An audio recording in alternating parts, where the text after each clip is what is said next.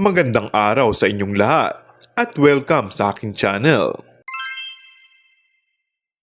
Sakaling magretiro umano sa mundo ng showbiz, sinabi ni Coco Martin na plano nilang manirahan sa ibang bansa.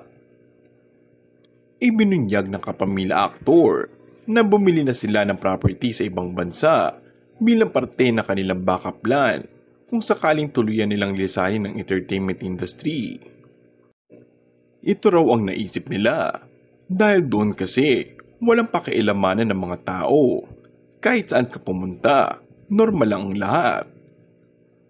Masarap din ang feeling na kahit ano pwede mong gawin. Kahit tumambling ka sa kalsada, yung mga ganon. Pwede mong gawin lahat ng gusto mo nang walang makakapansin sa'yo. Walang magpo-post sa'yo sa social media, mas may freedom. Habang tumatanda, gusto mo laging peaceful na lang. Ayaw mo na ng controversies. Sambit pa nito. Habang ipinapaliwanag kung bakit low-key lang sila ng girlfriend na si Julia Montes pagdating sa kanilang relasyon. Dagdag pa nito, hindi naman lahat ng masasayang bagay kailangan naming i-share. Pwede naman, yung tahimik lang, nag-e-enjoy lang kami.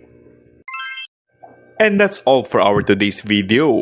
Kung bago ka lang sa aking channel ay mag-subscribe at pindutin na rin ang notification bell. Maraming salamat!